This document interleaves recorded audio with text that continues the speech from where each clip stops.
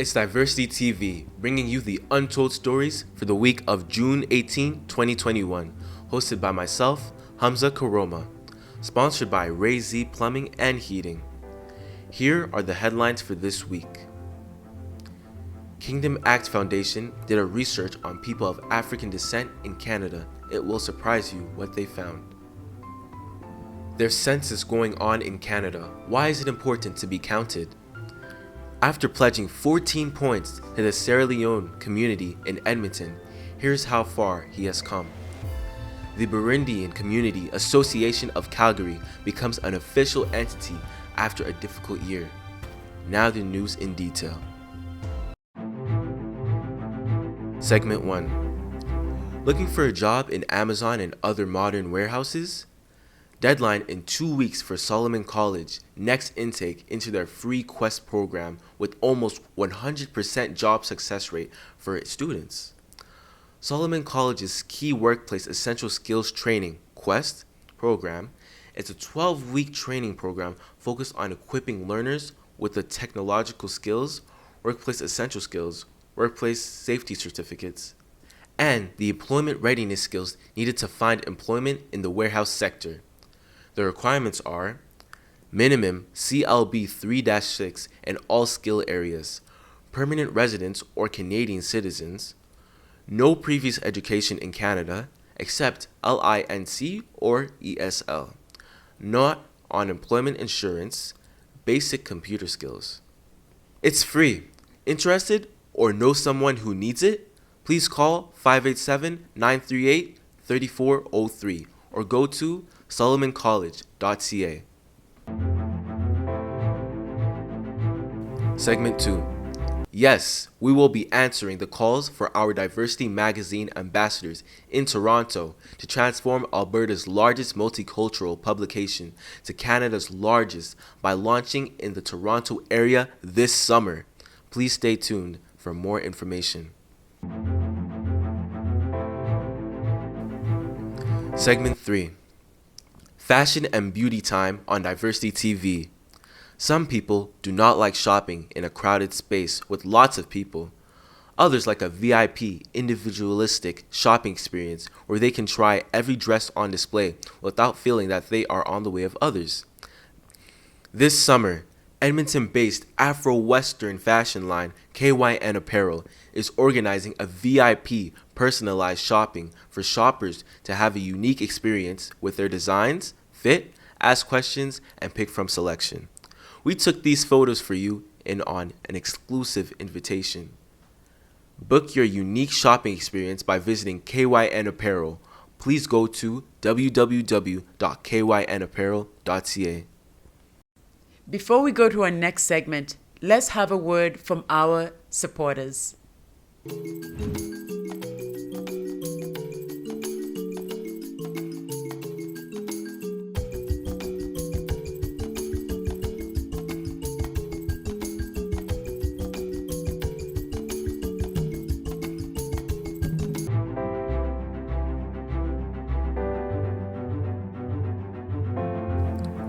Segment 4. Who are we celebrating this week for Diversity Magazine Father's Day Special? Dr. Abu Conte, a father of 2 and married to Miss Eudora Conte. He came to Canada in 2011 from New Zealand, where he got his PhD from Victoria University of Wellington in New Zealand in environmental science, specializing in biodiversity conservation. He settled quickly to life in Edmonton as a university biology professor and as a community builder, earning him a number of calls to lead the Sierra Leone Community in Edmonton, which he turned down. When the right time came in 2018, he laid down 14 points to build the Sierra Leone Community from his community research. Dr. Abu Conte is right here to tell us more about his 14 points and inspire us to do great things in our communities. Just on a community-wide survey so that we have an idea as to who live in the Sierra Leone community, what their professions are, what their needs are. The second one is hall acquisition. We believe we need a community hall for our various events, our various services, and also to give us a base, an identity. Number 3 is basically to have a consular service. The closest Sierra Leone embassy is the one in Washington, D.C., United States. And we believe other communities are having consular services. We're having people from their country come over and then perform relevant services like renewing passports, issuing out visas for their citizens. We believe we need to have the same thing here. So consular service within Canada for Sierra Leoneans. Number 4, social, cultural, and religious projects. We are having so many events, whether it's Christmas party, whether it's Ramadan celebration, whether it's child naming ceremony, funeral, basic picnic, etc., etc. All of these have been going on, and we want to do it the Sierra Leonean way. We want to mimic the way we've been doing it back home. So we feel as an organization, as an executive, that could be one thing we should be providing services to our community. Number 5 could be immigration and skilled workers projects. Over 90% of the Sierra Leoneans living here came to Canada as a result of refugee programs. And a good number of them are looking out for opportunities to bring their loved ones, their family members. So we feel expanding this opportunity which they had, even though the war has been declared over, meaning that they don't have that opportunity to bring more people as refugees. We think there should be alternative ways, like sponsorship holder agreements, skilled migrants, and then bring them over, right? So supporting our community on the immigration and skilled workers project is the way to go.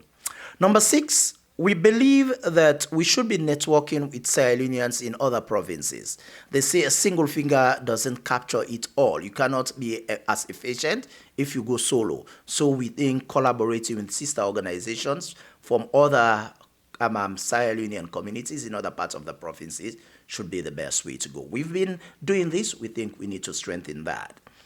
Number 7 could be linking the new Sierra Leoneans to available resources. When you get to a new area, you are a stranger, you're going to struggle. You don't know the do's and don'ts. You don't know where to get resources, where to get help. So as an organization, we believe the leadership, the executive should be able to connect new immigrants to available resources so that they know where to find help when they do need help.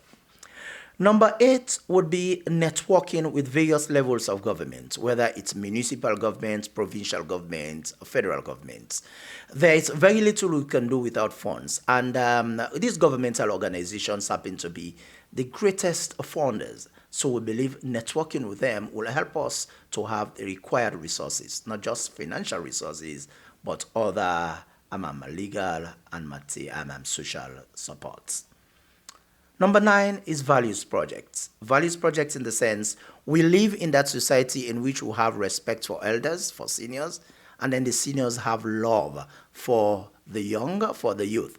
So we want to maintain that culture in which we give due respect to who respect is required, and also have the love for the younger ones so that we live in a peaceful environment. Number 10 is awards. We know when people make effort, they should be recognized, and that could produce a multiplier effect. So we believe giving certification or awards, right, to those who are doing so well for our community should be the norm. So we decided we want to embark on award certification. 11 happens to be publicity. Newsletters, websites. We believe we've gone up to the level in which we should be able to showcase ourselves, not just by WhatsApp, not just by Facebook, but have a website of our own. Any serious funder who want to know a little bit more about you, they will go to places like LinkedIn. They want to check your website if you have one. And we are now at a level in which we deserve to have a website of our own. So that's one thing we believe we should have worked on.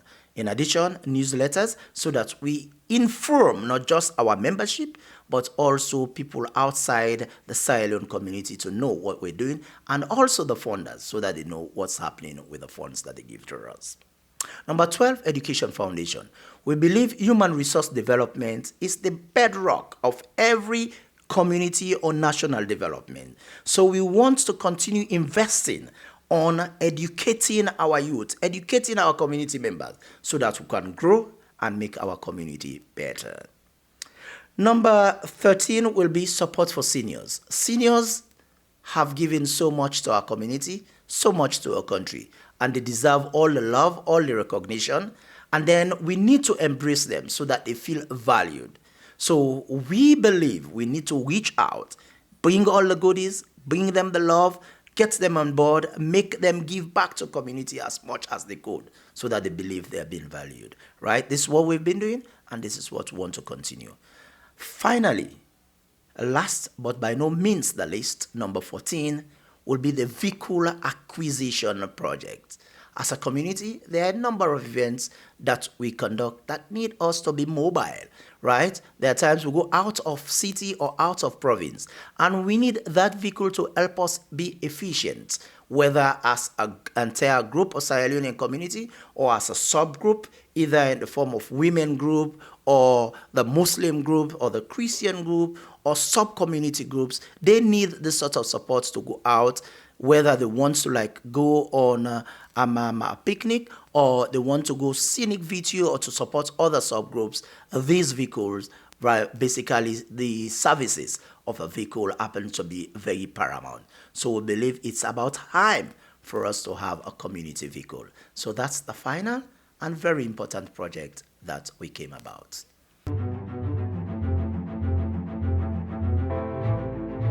Segment 5, Coronavirus Project Cool Times.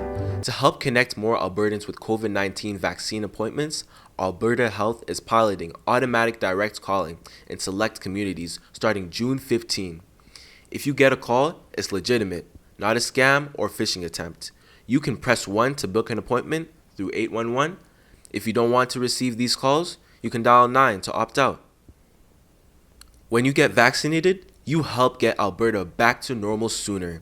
Stage 3 of the Open for Summer plan depends on 70% of Albertans having their first dose of vaccine. Learn more about Alberta's COVID-19 vaccination program at alberta.ca/vaccine. Before we go to our next segment, let's have a word from our supporters. Hello, my name is Anne with BCB in Action. Here we support, advocate, promote, and empower all Black businesses in Western Canada. We do this by mentorship program, networking events, and training programs. Our goal is to have all Black businesses thrive in the Canadian marketplace. Go to www.bcbinaction.org to find out how we can support you.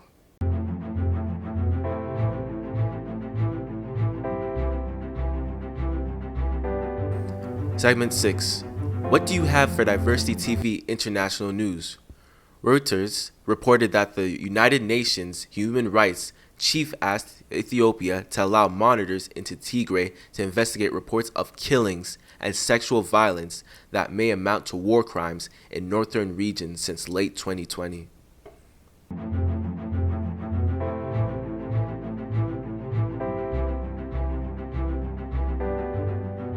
Segment 7. What are we cooking this week for the dish of the week?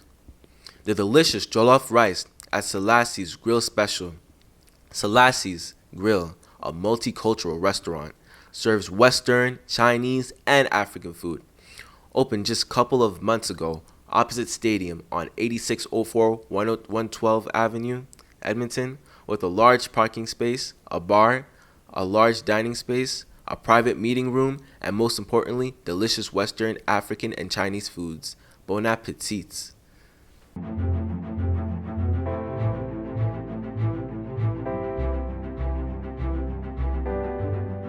Segment 8. We have lots of community announcements this week. A. Edmonton will host a very important diversity conference this summer on July 6 to 10 at 9 a.m., inviting big names like Dr. Martin Luther King Jr. III. For tickets, please go to www.diversityconference.ca. B. Empower Black entrepreneurs to lead successful business projects program. The aim of this program is to support Black entrepreneurs by providing information strategies and resources to help them increase their capacity and viability to innovate their businesses and overcome the impact COVID-19 had on their business. The support services would equip them to drive their business forward and identify ways to help their business prosper through webinars, forums, workshops, coaching, business skills development training, peer supports, and more best practices related to entrepreneurship. Registration form will be on their website. How would you improve policing? Tell EPS, your feedback matters. Everyone is welcome to share their ideas and experiences at these community listening sessions. But space is limited, so please register early or leave your comments at epsinput.ca. Upcoming opportunities to participate: Zoom listening sessions with Chief Dale McPhee. 29/2021, noon to 2 p.m. To register, please go to www.epsinput.ca. D. The Africa Center is calling for mentors for its mentorship program in elementary, junior high, high school, and post-secondary school levels. Contact Tawa at 780-455-5423, extension 206. E. The Burundian Community of Calgary, BCAC, is now an official incorporated association. BCAC is a central hub for anyone of Burundian origin, irrespective of their ethnicity or religion, to come together and build a stronger community. The organizers shared the message on a Facebook post after their celebration of incorporation in the Confederation Park in Calgary on June 12, 2021. They celebrated with songs, speeches, and the waving of Burundian and Canadian flags. The Burundian community in Calgary is preparing for the official launch of the association on Thursday, July 1st, 2021, a special day to commemorate Canada Day as well as Burundian Independence Day. Please visit their Facebook page for more details. F. Yay! A special Afri Carnival will take place in Edmonton on Saturday, July 25th, and on August 7, 2021, in Calgary, with performances, food, exhibitions, fashion shows, and more. Interested? Please text 780-709-0965. Before we go to our next segment, let's have a word from our supporters. Clinical tested cosmetic for all skin types. Our science-based formula provides anti-aging protection, rejuvenate and nourish your skin while helping to improve skin conditions such as acne, black spot, and irregular skin tone. How to use it. Step 1. Wash your face with cleanser lotion, rinse well, then pat dry with a clean towel. Step 2. Use a cotton pad or hands to apply botanical toner on your face, neck and body until complete absorption. Step 3. Apply a small amount of Serum C Intensive with fingertips to freshly cleansed and toned face, neck, and décolleté areas. Step 4. Apply a small amount of face cream to cleansed skin with gentle patting motions. Until absorbed. Loose, uplift the skin tone. Naturally.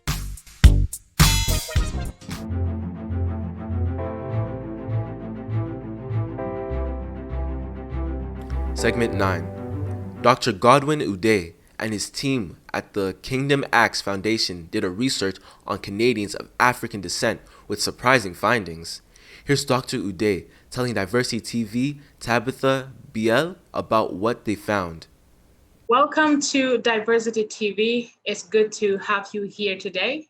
It's good to talk to you about this amazing project you guys have got going, maybe for some times now. So first of all, I would like to introduce myself. My name is Tabitha. And if you don't mind, please introduce yourself and tell us this amazing project. Tell us about it and what you guys have found so far. It's very interesting because it's really about the African descent. So tell us about it. First of all, tell us about who you are and what you do and the rest of that. All right, thank you again for welcoming me back to Diversity Media. I was here, I think it was February, when we are still conducting our research on disinformation among African Canadians who are marginalized groups in Canada. So we've been able to finish the research, and we have the report already out. We've made some wonderful discoveries. The report has been presented to a university in United States. We've also sent the report to some other faculties in some universities in Canada. It's been a wonderful experience trying to survey African Canadians all across the provinces and territories. The goal was to find out how African Canadians receive, evaluate, and interpret information. We also wanted to find out how they discover what a fake news is from what the real news is. We wanted to find out how they are able to differentiate between information that has been, let's say, concocted by fake news purveyors, and how are they able to discover that this is not the right information, and how are they able to deal with wrong informations or disinformations targeted to the Black community. Of course, you know that during this vaccine, there are a lot of information going on around the vaccine targeted to the African Canadian community. We also have some government programming that are especially targeted to improving the lots of the Black communities. How are the Black communities in Canada interpreting this information? So one of the things we discover from our research, which is very important because it has to do with the political leaning of Black Canadians, we found out that 49% of the Black Canadians surveyed, and we surveyed over 1,000 Black Canadians across the provinces and territories. 49% of them actually lean towards liberal. That means if there's an election today, 49% of the people we surveyed, which is a big representation of the population of Black Africans, Canadians in Canada. You see that we have a lot to offer to the current government. And it also shows that our people believe in the policies of the Liberal government, because only 12% of the people surveyed lean towards conservative. That is the key. Also, we found out that the rate of disinformation in our community or in the Black community is actually very disturbing. Very disturbing in the sense that we have up to 15 to 20% who believe that the rate of disinformation among African Canadians, it's really very bad, really very bad. And this is because most of our people don't have access to tools that are needed to verify information and validate whether this information is true or not. Another thing we found out is that in terms of opinion, leaders, African Canadians believe so much in their teachers, and they believe so much in civil rights leaders and their community leaders, including their spiritual leaders and pastors. So they listen to these categories of people more than they even listen to the news. So if the government really wants to reach African Canadian communities, they must consider these opinion leaders, which includes civil rights leaders, community leaders, and school teachers, and some local journalists, which includes diversity media. So right. You guys are very important. Yeah. Yes, we are. I told Franklin that your organization has an important role to play in terms of information dissemination in African Canadian community. Just to summarize here, we also found out, which is very important, that most African Canadians, we use the word African Canadians to represent all people of African origin or ethnicities, including Caribbeans, including native born African Canadian from the Nova Scotian side, and immigrants from other parts of Africa. We use the word Black to represent them, which includes people from the sub-Saharan Africa. We found out that they believe that they are not well represented in information management. So in other words, when you tune a local television station, do you see someone looking like you talking about politics or events? You see, so the most critical thing we need now in terms of policy is for Canadian governments to ensure that there is a full representation. The African Canadians want to be involved in information management in Canada, because when they're involved, they're able to protect their community from fake news and disinformation. And they will also be able to engender the trust, because when you see someone like you making a presentation or,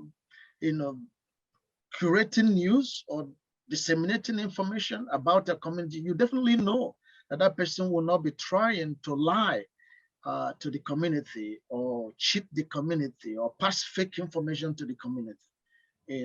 So another thing that we discovered is that the African Canadians, they want what we call content equity. Content equity means if you are doing programs, do you just do programs that are targeted towards a majority group in Canada? Do you consider other minority groups in the programming? You see, so this is the reason why today we have a lot of Asian newspapers, Asian news media, Asian news outlets, including the Indians, the Chinese, and other parts of Asia. So, but do we have any African themed television station? No, that is really local or popular. We don't. Do we have any African themed radio station that is totally devoted to Africans? No. So all of these are some of the things we discovered that are missing and lacking. And in 2016 census, African Canadians numbered 1.2 million. Right now, we are looking for that the current census, you may be looking at probably 2 million or 2.5 million. So you can't play with that kind of number. It's very important.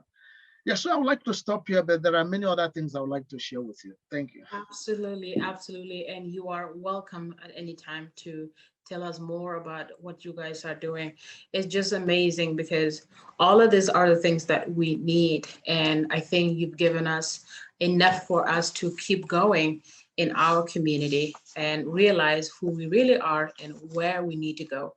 And on top of that, I also want to ask you about this. This is a census. This is 2021 census that is Canadian.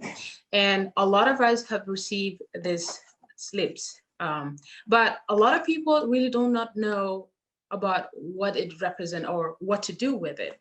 Can you please take us a little bit as to what is this for? And when people get it, what they should do with it? All right, thank you very much, Tabitha. You look at one of the reasons why in Kingdom X Foundation, we decided to develop a research institute because government wants information. They want information from our community so they can develop policies that will help our community. It's not easy to be in a country like Canada and have the kind of population we have and the kind of people we have, and yet it seems like we don't feel the impact of the government. But it's not because the government does not want to help the Black community. It's because they don't have the data. They don't have the information. They don't know where we are. They don't even know what we need because we don't have a common front or news channel or an opportunity to communicate our needs to the right quarter. 2 Thursdays ago, I had the privilege of being in a Zoom meeting with the Minister of Family and Children and Social Development Minister Ahmed Hussein. They had invited me for a Zoom alongside with my MP here, Randip Sarai. And it was interesting to listen to Minister Hussein talk about some of the programs, some of the great innovations, some of the things that his department, his ministry has been doing to enhance the African community and as well as other racialized communities. But the question is, does the African Canadian communities all across Canada, are they aware? Are they aware of these opportunities? They are not, I'll be frank with you. So he had to even encourage our organization, Kingdom Heights Foundation, to begin to leverage some of these opportunities. I am trying to share this with you in order to let you know that census is the foundation of government policies. Without number, without data, the government cannot plan. That's how they decide where to put a school. It's through census they decide where to put a hospital. It's through census they decide where to put government infrastructures, community centers. It is through census they decide where to create a new riding, either for MP or MLA. It is through census they decide, how many people do we have in Canada from this particular ethnicity. And then if they are becoming visible, like Blacks are becoming, in fact, we are a visible minority right now. So that means they have to be represented in political positions in order to fulfill the Canadian multicultural principle or policy. All of these are all based on census. Let me also say this before I hand over to you. The research we conducted, that's the evaluating the causes of the disinformation amongst African Canadian marginalized communities. We discovered that the Department of Canadian Heritage, which actually spearheads and sponsors this research, have been working so hard, but they need information. The Department of Canadian Heritage is one of the most active departments, ministries in the Canadian federal government. They do a whole lot to try to bring cooperation. They do a whole lot of activities to try to network to every group, to make sure every group is represented, that government has the right data, the right information to execute a plan, a program that will reach out to all of these communities. So right. Census is important, very important. Everybody must do it. Very important, very important. Yeah. Very important. Thank you so much. I think this information is exactly what our communities need at this time. We need to be able to access them, and we need people like you coming out and tell us what is happening. So thank you so much, Dr. Godwin. It's been a pleasure seeing you here. Thank you so much.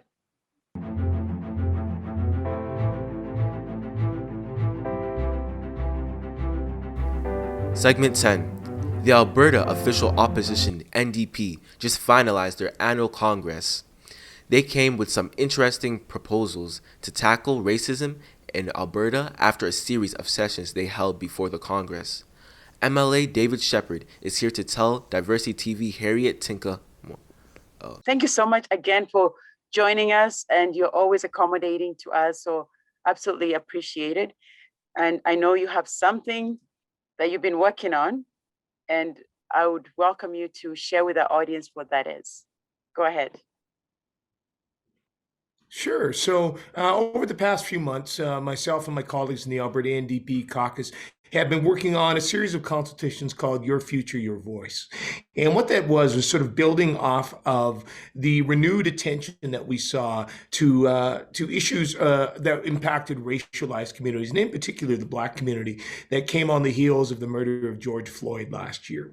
So with that murder, there was obviously a big focus again on the challenges that many in the Black community face in dealing with police, but also on many of the other issues of disparity that we know, the systemic and overt racism that are encountered by BIPOC communities around the world, but particularly in the US and here in Canada. So in response to that, we decided we wanted to sit down and work with communities in Alberta to truly develop policies that would be anti-racist in all of the areas that fall under provincial government control. So in areas like healthcare, education, public safety and justice, economic participation, access to community and social services, democratic participation. So all of these things that impact and affect everybody's day-to-day lives and are under the control of the government of Alberta. So we held a series of 6 consultations starting in December and running through till March, April of this year to bring policy to the table, to talk with folks from the BIPOC communities about, get their thoughts, and make a plan for what we would advocate for to the current government or put in place if we have the opportunity to form government in 2023. Oh, so is this going to be implemented right away, or is it something that you're still discussing? So the consultations have happened, and we had great participation, many folks from across the community and across the province that provided some really good feedback. So the first 3 sets of policy on education, healthcare, and public safety and justice have been completed, and some of that was adopted by some of the folks in the Alberta NDP on the party side and brought forward at our provincial convention. So that was discussed at that convention at the beginning of June, and they did pass a resolution that covered a key part of that, which is the collection of race-based disaggregated data. So calling on the government of Alberta, all departments, all areas, to require that data to be collected, and also then for that to be governed in terms of how it is used and interpreted by a representative committee of folks from BIPOC communities across the province of Alberta. And that's an essential piece, because the thing is, we can't fix problems if we can't track where they are. So collecting the data is incredibly important to see where the gaps exist. What are the barriers that are in place for folks from BIPOC communities in accessing healthcare? What are the effects of policies in education? What are the impacts of the practices we have in the justice system? So that piece was voted on and passed as an official policy now of the Alberta NDP, and certainly is one that we would be bringing forward should we have the chance to form government. And we're going to look for opportunities now, I guess, as we continue in the legislature in debate to bring in some of the other policies that we've consulted on with folks from across Alberta, and certainly we're looking to incorporate them as part of our platform going into the next election. Wow, that's great news. Now, some people would argue and say, are you just focusing on the Black community? What about the Indigenous community or other communities that are also being impacted by this? Because I know when the George Floyd, the whole thing, when it all happened, every community was saying, well, yes, we are facing this. The Muslim community would say the same. It just really opened up a whole bunch of conversations.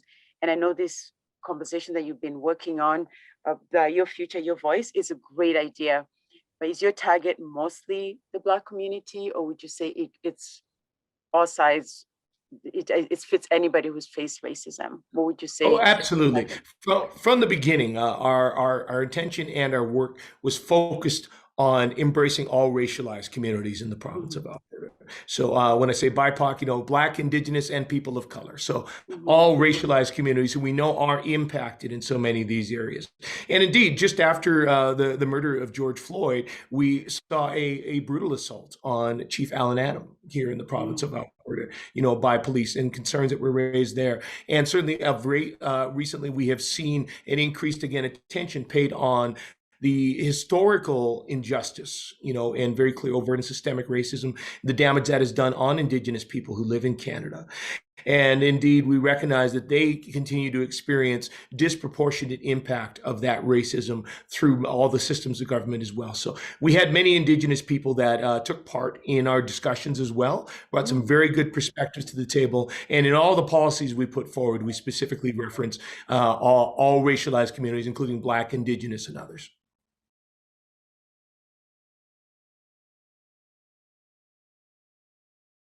Thank you for watching.